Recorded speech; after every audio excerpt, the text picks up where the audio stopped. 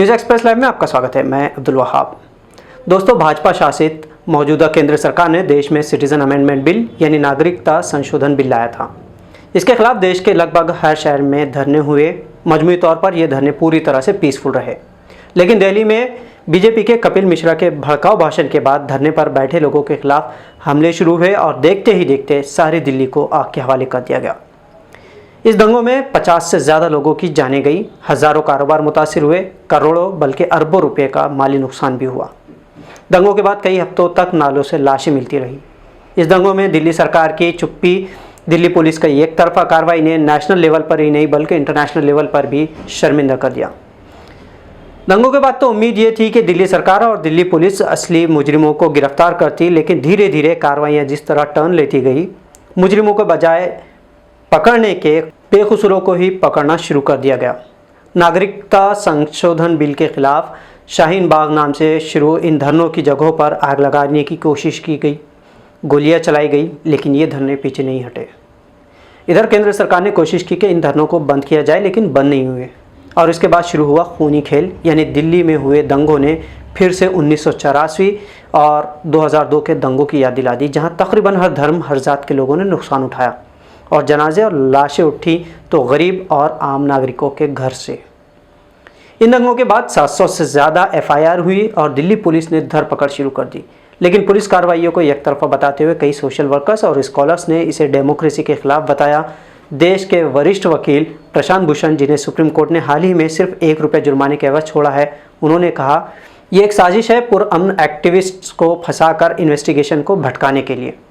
जिन लोगों की जानें गई, जिनकी दुकानें जलाई गई, जिनके घर लूटे गए, आज भी वो दंगों के मनहूस दिन नहीं भूले। आम आदमी पार्टी के कॉरपोरेटर ताहिर हुसैन से गिरफ्तारी की शुरुआत हुई, जो अब तक जारी है। दिल्ली पुलिस ने आज छात्र नेता उमर खालिद को गिरफ्तार किया। गिरफ्तारी से पहले उनसे काफ़ी पूछताछ भी हुई। इन गिरफ्तारियों में सबसे ज़्यादा छात्र, शिक्षक, सोशल वर्कर और स्कॉलर्स को गिरफ्तार किया गया है, लेकिन पुलिस की मौजूदगी में भड़काऊ भाषण का वीडियो के बावजूद आज तक भाजपा नेता कपिल मिश्रा से पुलिस ने एक बार भी पूछताछ नहीं की। दंगों की शुरुआत से अब तक मास्टरमाइंड को इतनी खुली छूट से दिल्ली पुलिस के कई रंग देखने को मिल रहे हैं। दुनिया की सबसे बड़ी जमहूरियत कहलाने वाले हमारे भारत में हक की आवाज़ दबाने के मामले की गूंज इंटरनेशनल लेवल तक सुनी गई, जब एम्नेस्टी इंटरनेशनल ने इन दंगों में सच्चाई बताई। उसके बाद यूनाइटेड नेशंस ने 11 NTCA वर्कर्स को भी रिहा करने को कहा। इसमें मीरान हैदर, सफूरा जरगर, देवांगना कलिता, नताशा नरवाल, खालिद सैफी, डॉक्टर कफील, शर्जिल इमाम और अखिल गोगोई जैसे लोग शामिल थे। इसमें से अक्सर ने कानूनी लड़ाई लड़ते हुए अपनी ज़मानत तो हासिल कर ली, लेकिन फिर दिल्ली पुलिस ने कम्युनिस्ट पार्टी के नेता सीताराम येचुरी, JNU प्रोफेसर अपूर्वानंद और योगेंद्र यादव को इस मामले में ढकेलना चाहा।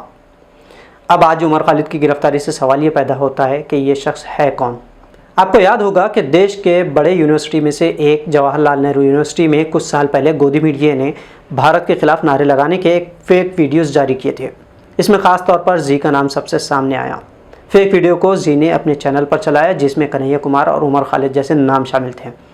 उमर खालिद इस वक्त JNU में सोशल साइंस में PhD कर रहे थे। झूठी खबर फैलने से कन्हैया कुमार और उमर खालिद को गिरफ्तार किया गया। बाद में इन दोनों को ज़मानत भी मिली। आदिवासियों पर अपनी रिसर्च करने वाले उमर खालिद ने देश में हो रही नाइंसाफ़ी के खिलाफ भी आवाज़ उठानी शुरू की और इसी दरमियान CA और NRC जैसे कानून के लिए बिल पेश किए गए।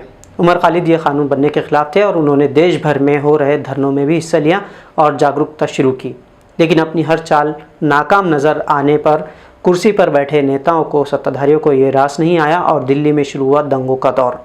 और फिर उसके बाद पुलिस ने कार्रवाई सिर्फ मुस्लिम ही नहीं बल्कि देश के हर सेक्युलर और आज़ाद जहन रखने वाले व्यक्ति ने देखा कि एक तरफा कार्रवाई में सिर्फ NTCA में सहभाग लेने वाले लोगों को ही पहले धमकियां और बाद में गिरफ्तारी का दौर से गुजरना पड़ा।